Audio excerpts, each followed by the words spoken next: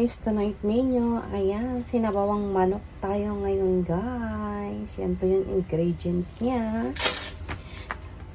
Manok, pichay, luya, then kangkong. Itong kangkong ko guys, ilang araw na to sa ref, kaya ayan, ganyan ang kulay. Tara let's, hiwa-hiwa mood. Yan guys, magpainit tayo ng ating kalahay dahil tayo ay magluluto na guys.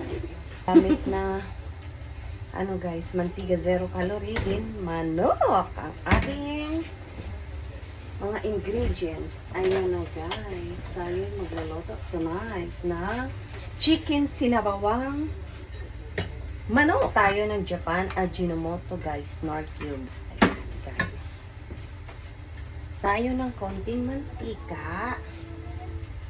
Konting mantika lang yan guys. Painitin natin saglit. Then, ilagay natin ang ating luya.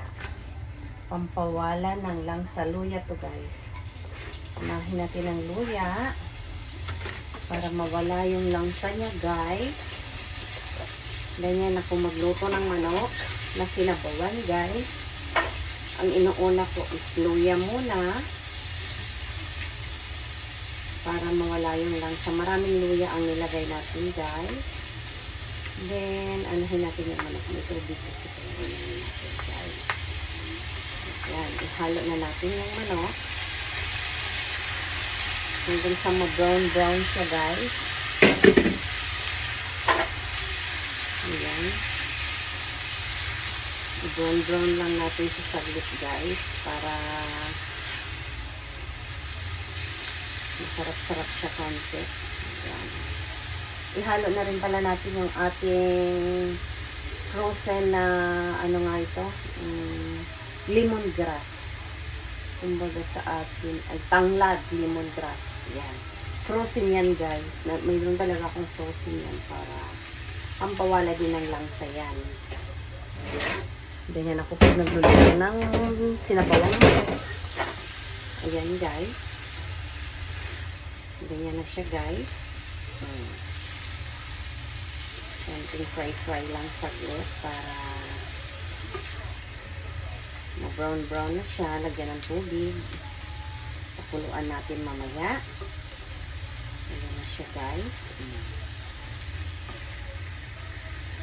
Kita niyo naman guys ang kulay ng manok. Kung ano na ang kulay ng manok guys. Madali lang kasi ito maluto. Ayan. Guys,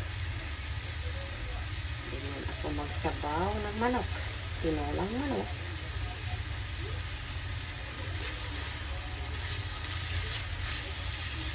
Yan, lagyan natin ng tubig mga guys. Yan, kuha tayo ng tubig. Sabawan na natin mga guys. Mga 2 basong tubig. Ayan. Ayan na siya. Mas masarap kasi pag maraming sabaw. Then, pabukalin lang natin ng ilang minuto guys. Yan na mga guys. Kumukulo-kulo na siya mga guys. O diba? Mabuti na lang. Wala masyadong dun. Kita niyo naman mga guys. Kumukulo-kulo na.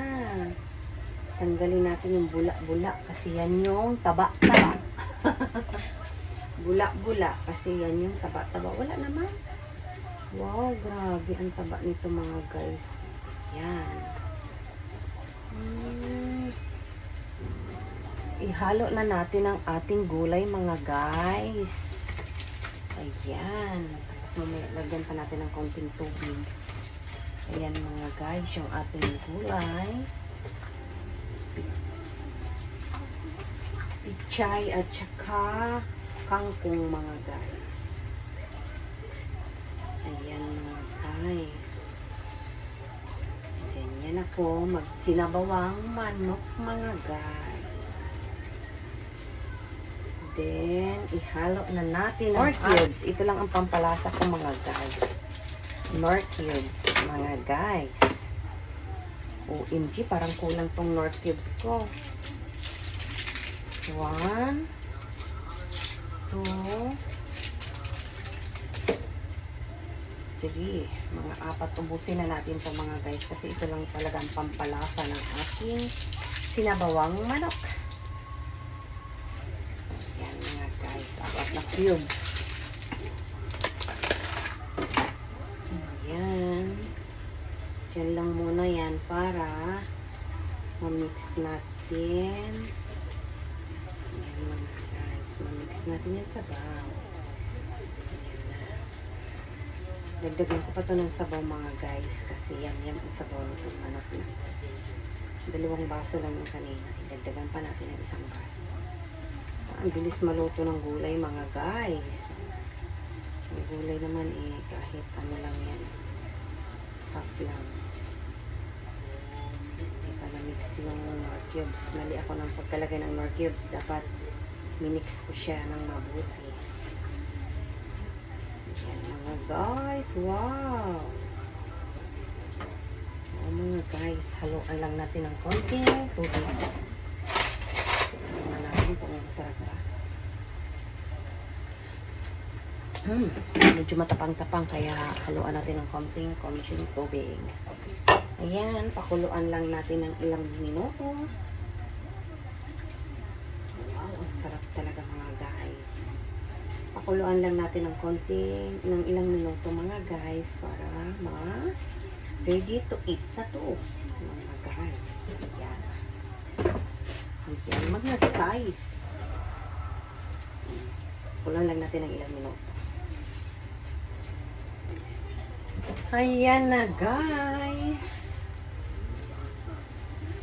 Ang bango. Nyoy. Dik tayo.